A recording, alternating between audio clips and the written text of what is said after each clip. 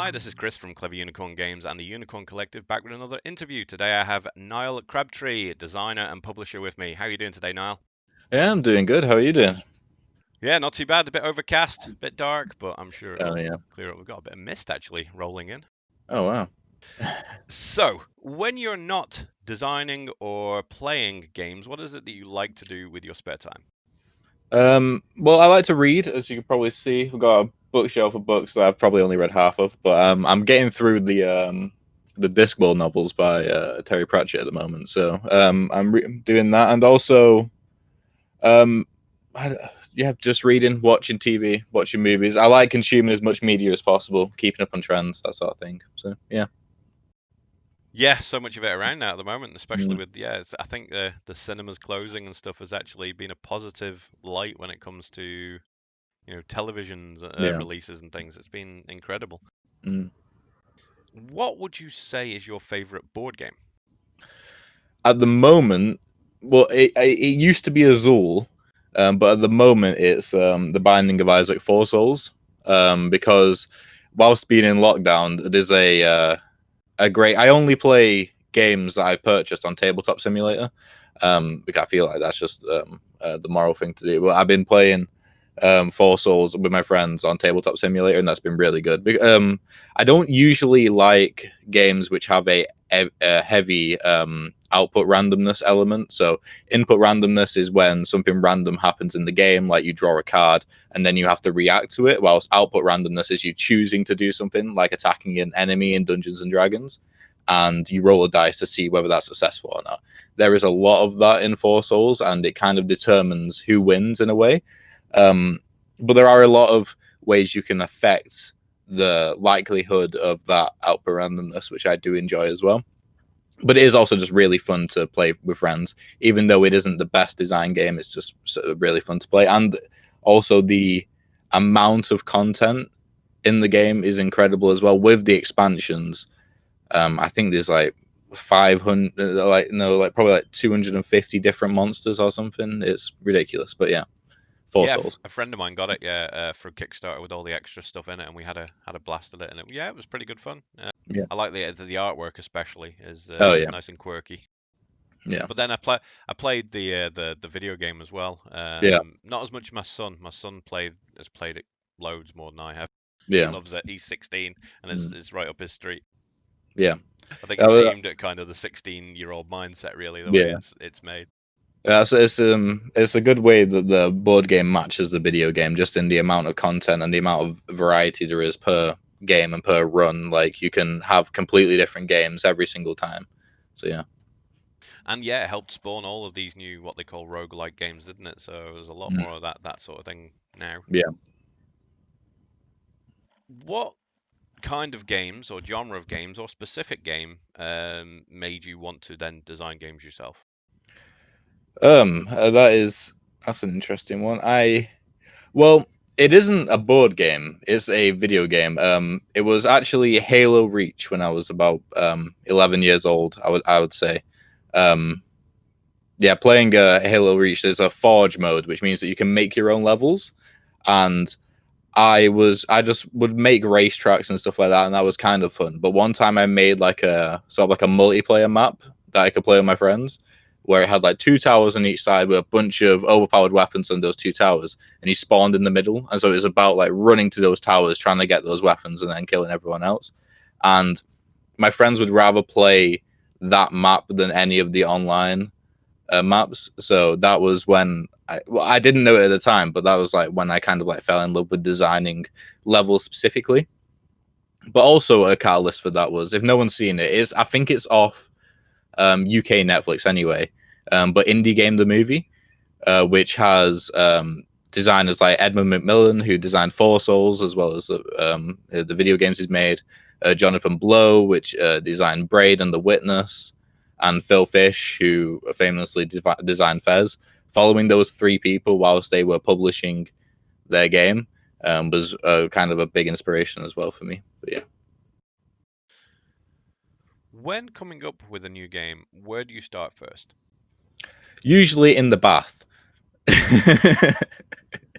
I usually have my main my main ideas in well, not necessarily with the initial idea, but definitely when developing the idea, like doing something mundane, taking the dogs for a walk, driving, yeah, just general hygiene.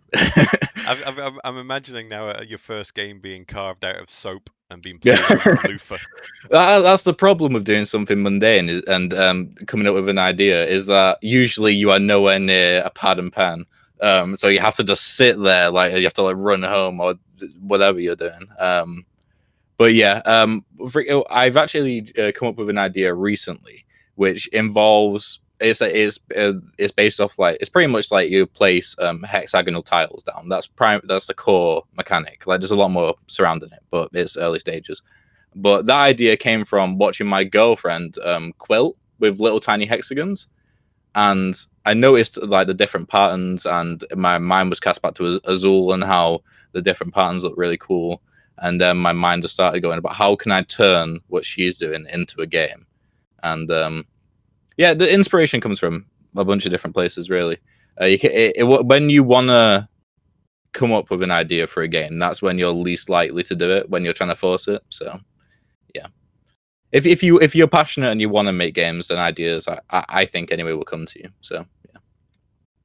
With blockers now, which you've managed to fund, and now you're have you delivered out, or are you starting to, or It is currently on a boat to the UK, so it's in the home stretch. So yeah.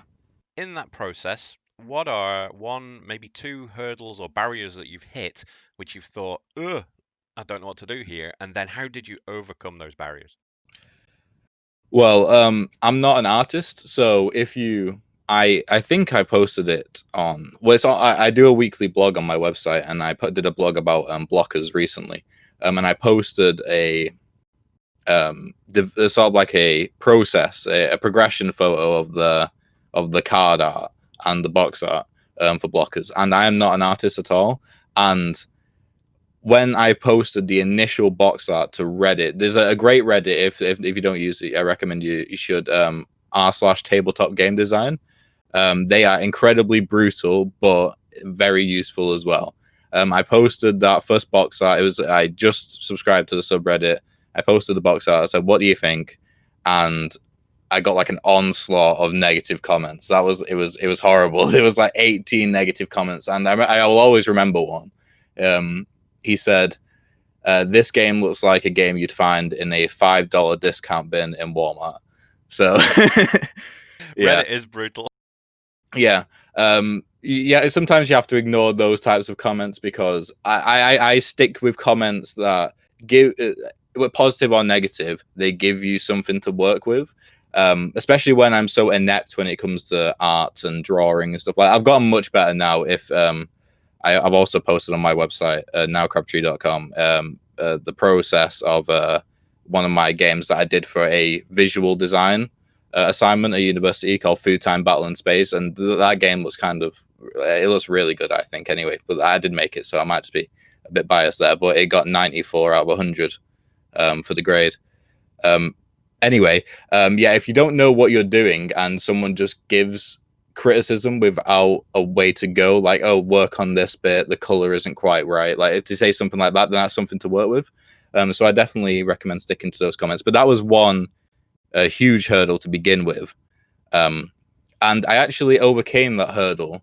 The box art specifically, the card art came from someone being quite nice and actually helping me out with some concept designs for what the cards could look like, and then it sort of fell into place. That was on Reddit as well.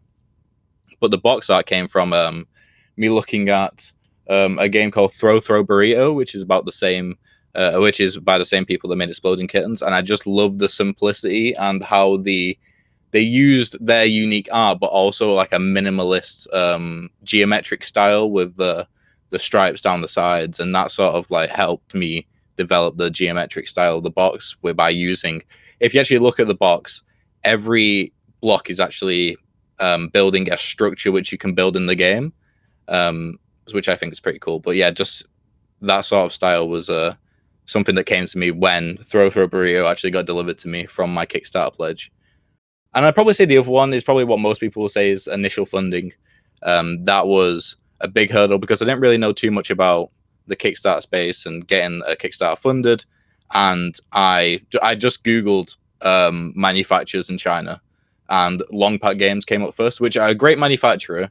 But when I got quoted, I quoted for the initial game, it resulted in a goal which was just way too high for a product which didn't have too much marketing pre-market marketing. It didn't have any reviewers at the time.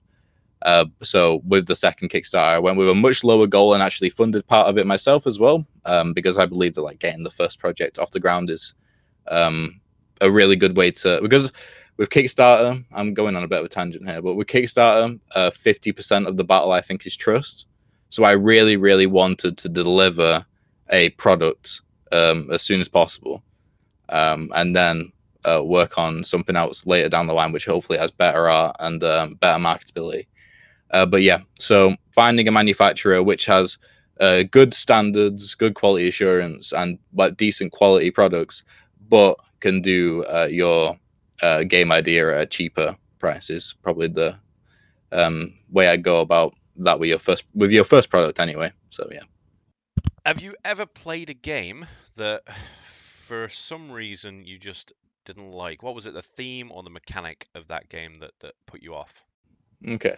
Well, this is a difficult question because usually when I play games, it's because I've got a good idea that I'm gonna enjoy them. But I think there's a trend in a couple of games which I played recently in player judgment, like player scoring. So other players decide who wins and loses, which I don't like because they have sort of a stake in that as well, and it feels a bit artificial and feels a bit meaningless. But yeah, I'd go with that. Yeah, that's. I'd like to see. Yeah, Dixit kind of falls into that as well, but Mm-hmm. Dixit kind of gets away with it because of one, it's good artwork, and two, you can play it with kids, Ah, which yeah. is good because I've got Dixit, and but the problem again with Dixit is one of those again. Yes, the scoring and the way people vote, that's one thing, but the fact that you only get so many types of artwork in it, so once you've played it 5 or 6 times, you know all the artworks and you kind of Yeah. know what the people are going to say and you can guess what card they have. But yeah, no, Mm-hmm. I am with you with that one. That's not that does I like a nice scoring system where you know how the scoring is going to work as you go along. Mm-hmm. Um, why is it that you make games? What is it that makes you want to make these games? Um, that sort of evolved over time. I think one experience that I had at Play Expo Manchester when I took blockers there was it was unbelievable, and I think it's something that I strive to with my new designs anyway. I we were there for 2 days, and for the first day, these three different people would come to the table, and they were really, really good at the game. And we had what we like to do is at conventions is we like to sort of strip down the game to its very bare essentials and make a light version, something. With blockers, we can make it so people could only have to be at the table for 1 minute to get the experience of the game. Um, and we had a leaderboard and we had a scoring system, which is different to the final version of the game, but we thought it would be cool for that event anyway. So we had like a whiteboard and a leaderboard, and if they got a score, then we put it on the leaderboard, and we had like a top 10 throughout the day, which got people to come back to the table, which was really cool. But we had these three people which would come in throughout the day. They never see each other, and they would score really highly, and they'd beat each other at the top of the leaderboard. And then, so you see them walk past, like as somebody just got knocked off the top of the leaderboard. You'll see them walk past, and they'll look at the whiteboard, and then they'll be like, "Nope, sitting back down at the table," to try and beat it again. And what was really cool is that on the second day, I it was getting a bit quiet towards the end of the day. We had a really, really good day. If we had launched the first Kickstarter on that day, I reckon we would have got like probably more than 50% funded, but it was already failing at that point. But anyway, so I decided to. Have you ever heard of the shop Fanboy 3? Yep, yep. Yeah, Is it Dave Salisbury? I think. yeah, Yeah, Dave. yeah. Yeah. He was the reason why I was actually Play Expo is because Fanboy 3 rented or purchased a slot, like a quite a large part of Play Expo Manchester, and they gave cheap tables to three different developers, and I was one of them. It was like 100 quid for 2 days for Play Expo Manchester, but like 20,000 people footfall, which was incredible. But at the end of the day, I saw him just sat by himself, so I just thought, okay, I'll just walk over and I'll start talking to him, Dave. And I was talking to him about like advice for Kickstarters, and he mentioned, just on a tangent, he mentioned that for him personally, he looks at backing Kickstarters at retailer pledges if they have 1,000 backers or more, just because it feels like that popularity likely that if they like bought 10 copies that they'd sell in the store. Anyway, so I was talking to him and I looked back over at my table, which was still in eyesight, and all 3 of those original players were all around the table at the same time. For the last hour of the day, and they were stood there and they were taking turns one after another, and they were really polite. If someone else wanted to come over and play, then they would stop what they're doing, get up, and let them play. But they were all 3 of them were competing until literally we were getting kicked out of the convention. And for people to get that engrossed, and that well, that's the whole point of games. If you can get people to care about winning in your game, then you've won. You've designed a good game. So yeah, that's the goal, I'd say. It's a for good games. goal. It's a good goal to Yeah. have as well. It makes me happy as well whenever I hear of somebody enjoying something that I've made. Yeah. And as well, you've got the little selfish thing of that your name's on a box in so many people's houses as well. That's kind of a nice feeling. Yeah. How has the state of the world at present changed the way that you design games? I wouldn't say that it has actively changed the design process, because I feel like a good design is good forever. But it has changed what I develop. Like, so I design games constantly. Like, I have a notepad somewhere of like all my design ideas. But the ones that I choose to develop the art for, the ones that I choose to playtest at the moment anyway, are ones that are good, that are really, really good for 2 players. I don't really like designing solo games, mainly because I haven't really played any. I've only played a couple which could work with solo, and there is a solo variant for blockers as well, but it's not something I'd really focus on. So 2 players, I think, is really good in this current climate. And one which I'm working on right now is really, really fun with 2 players, but can be fun with 4 players and 3 players as well. So yeah, it has the current state of the world has affected, I think, the board game industry quite a bit.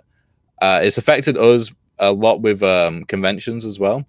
For example, like UK Game Expo got cancelled, which was a massive blow, because we the minimum order for us with our Kickstarter was 500 units, and we got I think we sold like 64 copies because we got 58 backers, and a few people wanted 2 copies.